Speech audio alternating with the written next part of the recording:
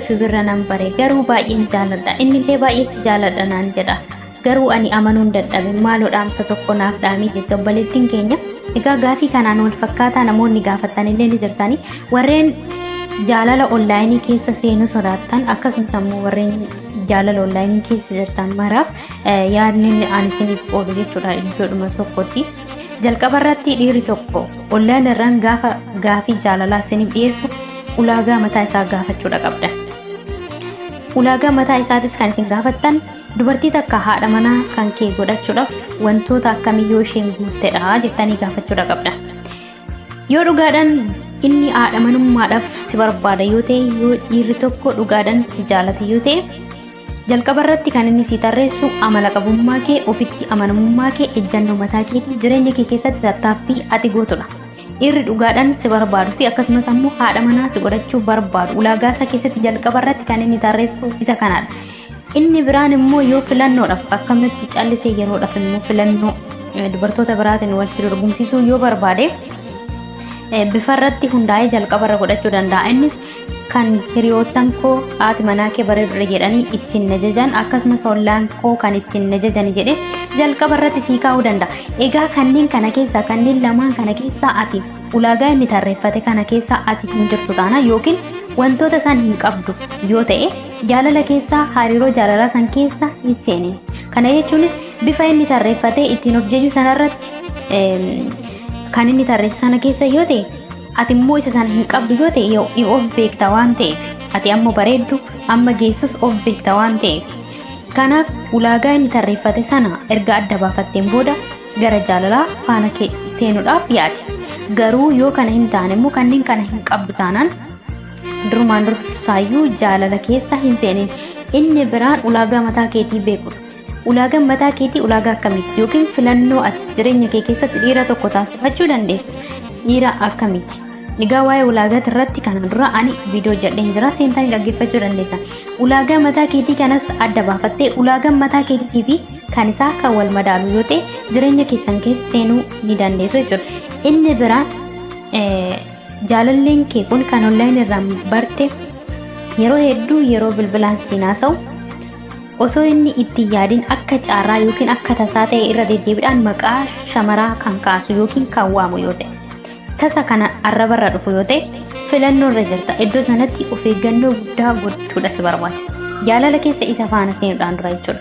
Egaa akkuma gaafiin jaalalaa siif dhiyaateen tole yookiin ammoo itti mari'adhaa qofaa yoo hin taane nama kana waliin haasoftee amala isaa fattanuu amala isaa qoruun dirqama keettidha jechuudha gara jaalalaa keessa seenuudhaan dura. Irra deddeebiidhaan immoo kan shamara biraa akka caarraa ta'e waamu yoo ta'e ati akka filannootitti kanatis iddoo sanarra teessee jirtu. Inni biraan barreeffama battalatti jaalallee kee waliin osoo waliif barreessaa jirtanii jaalalleen kee akka caarraa ta'e shamara biraatiif barreeffama shamara biraatiif barreessi yoo sirratti seendi godhe yookiin yoo sirratti erge dafeetis kan dallatu yoo ta'e iddoo sanarrattis immoo ati filannoo irra jirta. Of eeggannoo guddaa gochuudha si barbaachisa iddoo kanatti illee jechuudha jaalala onlaayinii keessatti. Inni biraan jaalalleen kee dhugaadhaan kan si barbaadu fi akkasumas ammoo bultiidhaaf kan si barbaadu yoo ta'e fedhii yeroo irratti hin hundaa'u.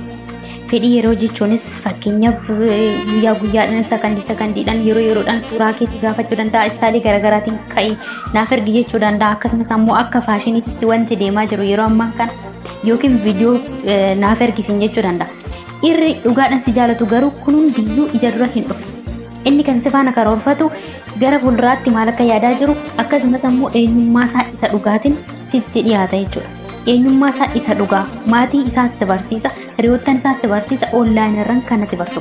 Yoo kana hin taane garuu kanneen kanarratti kan hundaa'e si gaafatu garuu fedhii yeroo irratti kan hundaa'u yoo ta'e garuu jaalalli kun baay'ee fagoo deemuu hin danda'u.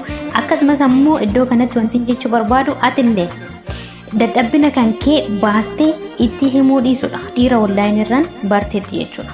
Dadhabbina kee sanatti fayyadamee wantoota hedduu si gaafachuu danda'a waan ta'eef yookiin kan kaleessa si dinqisiifatu har'a gadi si buusuu danda'a. Haala guddina keetii haala maatii keetii dadhabbina keessa keetii tasumaayyuu dhiira onlaayinii irraan barteetti baastee himuu dhiisudha. Inni biraan jaalala keessan keessatti waa'ee maallaqaa dhiira si gaafatu onlaayinii irraan wal bartee. Egaa inni kan si gaafatu bubbuleetii yookiin ammoo jaalala keessa erga si galcheen boodatti. Dhiirri maallaqa naaf ergi jedhee online irraan ati bartee si gaafatu boru maaliidhaan akkasii jiraachisu sirriitti beekuu qabda. Kanaaf waa'ee maallaqaa inni yeroo yeroodhaan sitti kaasa taanaan nama kana iddoodhuma sanatti dhiistee soqquudha qabda. Sin barbaachisu waan ta'eef sababni isaatis kanarraa ati jiraachisuudhaaf deemtu kun borummoo eentu na jiraachisa jettee of gaafachuudha qabda. Boru ati haadha manaa isaati kanatti taatu dirqama immoo abbaan manaa haadha manaa isaa jiraachisuudha qaba. Kana jechuun kan koo haati manaatis waliin taateeti. Egaa walii galteedhaan jechuudha. Kanaaf iddoo kanattis dadhabbina keetti akka fayyadamneef of eeggannoo gochuudha. Inni biraan shamarra bira rakkoon jiru inni biraan waadaa walii galuudha. Jaalala keessatti keessumaa ijoolleen shamaraa gaafiin irra hedduun dhiyaatu waadaa galee tanaan inni waadaa cabsee ani immoo cabsuun sodaadha warra hin jirtan illee ni jirtan. Waadaan iddoo qaba. Iddoo itti waadaa walii galtan yookiin iddoo itti walii gal qabdan jechuudha. Waadaan iddoo qaba. Jalqaba irratti kan isin barbaachisu onnee qulqulluudhaan wal jaalachuudha. Onnee qulqulluudhaan wal jaalachuu jechuun mataa isaatiin inniyyuu waadaadha. Callistanii wanta ittiin amantanii amantii keessa wal galchitanii waadaa waliif galuun sirrii miti. Waadaan iddoo qaba waan ta'eef. Akkasumas waa'ee akkamittaan amana. Nama tokko jechuumsa keessatti maal jedhama? Jaaladhu malee hin amaninii jedha. Guutumaan guututti immoo nama online irraan barteetti dhiira online irraan barte onnee kee guutuu hin kenniniif akkasumas ammoo amanamummaa guutumatti irratti ofii hin gatin. Ati ofitti amanamummaa horadhu garuu parsantii muraasa qofa amani parsantii muraasa qofa jaaladhu. Onnee kee qulqulluu onnee kee guutuu baastee hin kennin. Gaafa isaan ijoolleen amma maallaqa nyaatamaa jiran jaalatanii miti. Yeroo hedduu baga nyaatamte baga itti kennite baga akkana goote jennaan nuti jechuudha. Isheen garuu kan akkas gooteef waan jaalala keessa seenteef egaa jaalala keessa yeroo seentu lubbuu keetiyyuu osoo nama sanaaf baastee kennite sitti tola. Kanaaf sun osoo hin dhufin dura waan hundaayyuu of qusachuudhaan akkasumas ammoo of eeggannoo guddaadhaan nama kana duuba isaa qorachuudhaan keessa icciitii keetiitis immoo baastee himuudhaan dura akkasumas ammoo amanamummaa guddaa itti qabaachuudhaan dura nama kana eenyummaa isaa guutuu baruun baay'ee barbaachisaadha. Kanatti guutumaan guututti irratti hubgattee nama kana amanuu dandeessu gaafa inni haadha manaa isaa si godhatee mana tokko keessa jiraattan ta'uudha qaba. Hanga sanatti garuu tasumaayyuu guutumaan guututti amanuun barbaachisaa miti. Kana yoon jedhu shakki jechuu koo miti. Shakki jechuu osoo hin taane onnee kee guutuu laatiniif of eeggannoo guddaadhaan faanaa imali yeroo onlaayinii seene agam akka inni immoo kabaja siif laatee akkuma seeneen si dubbisaa jiruu fi iddoo akkamii akkasii qabu namni kun si waliin hariiroo agamii akka inni deemuu danda'u yookiin hawwii akkamii akka si faana qabu sirriitti adda baafachaa deemuun baay'ee barbaachisaadha. Kuni jaalala onlaayinii keessa.